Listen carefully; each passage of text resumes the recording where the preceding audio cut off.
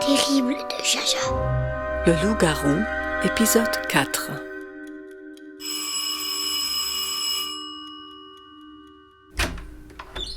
Bonjour Nico, comment ça va? Bien, Jaja. Je vais bien. Et toi? Très bien. Je te présente Marcel et Samy, ils veulent te poser des questions. Bonjour Nico. Bonjour Nico. Bonjour les enfants. Quel genre de questions? Des questions, tu sais, sur ce que tu deviens les nuits de pleine lune. Tu te transformes les nuits de pleine lune. Ah, ça. D'accord. Moi, je crois que ça me fera du bien de tout expliquer. Parce que les enfants ont très peur de moi. Et ça me rend malheureux. Je n'ai plus envie de me cacher. Tu veux un peu de thé, Nico? Avec des gâteaux? Oui, merci. Du thé rouge, si tu as. J'adore cette couleur. Dis-moi, à la place des gâteaux, tu n'aurais pas un petit morceau de viande crue par hasard? Ah, t'as de la chance. J'ai justement un petit bout d'agneau dans le frigo. Je vais te le chercher. Merci, Jaja. Alors, les enfants, qu'est-ce que vous voulez savoir sur moi? J'imagine que vous avez beaucoup de questions qui vous brûlent les lèvres. Est-ce que t'es vraiment un loup-garou? Est-ce que t'as déjà mordu des gens?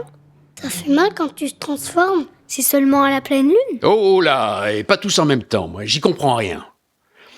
Pour faire simple, je vais vous raconter mon histoire. Je pense que ça va répondre à beaucoup de questions. Et s'il vous en reste après, vous pourrez quand même me les poser. Ça vous va? D'accord, Nico. Ok. C'est parti. Je suis donc Nico, et je suis un loup-garou.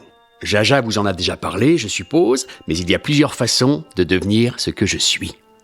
On peut se faire mordre. Oui, et si on se fait mordre, on devient un loup-garou à la prochaine lune. Mais même un petit coup de griffe, et ça suffit. Mais moi, il faut savoir que je suis né comme ça. Ah, c'est possible. Ah oui, c'est possible. On raconte plein de choses sur nous. Par exemple, beaucoup de personnes disent que jeter un vêtement sur un loup-garou lui redonne l'apparence humaine.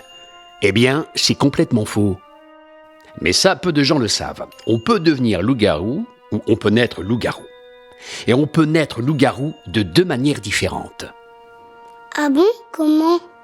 La première, c'est que si on est fils d'un père ou d'une mère loup-garou, ça se transmet. Mais pas à tous les enfants. Ça dépend. En tout cas, ça constitue ce qu'on appelle une lignée. Ah oui, une lignée, Jaja nous en a parlé hier soir. Oui, ils savent ce que c'est. On en a parlé hier soir. Je vois, vous en connaissez déjà un rayon. Mais ce qu'elle vous a pas dit, c'est que moi, j'étais le premier loup-garou. Mes parents n'en étaient pas. Bah alors comment t'as fait? Eh bien, mes parents ont fait beaucoup d'enfants, et j'étais le 7e. Très peu de personnes le savent, mais quelquefois, très rarement, le 7e enfant d'une famille peut naître loup-garou. C'est un chiffre un peu magique, si vous voulez. Ah bon? Oui, et ce qui a été dur, c'est que personne ne savait que j'en étais un. Pas même moi. Et on s'en rend compte qu'à l'adolescence. C'est quoi l'adolescence? C'est quand son corps, sa voix change et qu'on devient petit à petit un adulte. Tu sais, on dit les ados. Elias, mon demi-frère, c'est un ado. Il a des grands pieds et de la moustache maintenant. Et une grosse voix. Il a des gros sourcils? Oui. À vérifier alors. En tout cas, moi, en plus de me transformer en adulte un jour, à 15 ans, un soir de juillet en vacances, je me suis transformé en autre chose aussi. En loup-garou? Oui, et je peux vous dire que c'était une sacrée expérience. Personne n'est préparé à ça. Déjà, quelques jours avant la pleine lune, ça gratte partout. On est de mauvaise humeur, on a chaud, on ne veut plus se laver. Moi non plus, je veux plus me laver.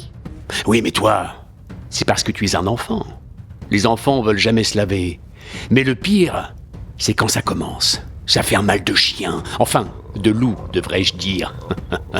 Tu vois ta main qui commence à grandir avec des griffes qui poussent dessus et tu entends même le bruit des os qui craquent. Tu vois les poils qui poussent, tu entends tes habits qui se déchirent et tu grandis et tu entends encore tes os qui craquent, mais les os de tout ton corps. Et tu cries, mais en fait c'est pas un cri, c'est un hurlement.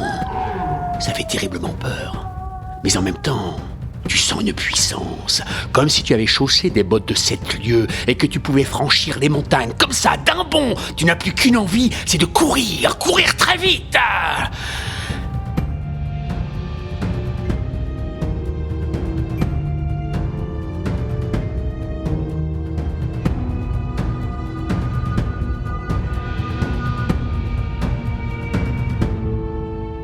Et puis plus rien.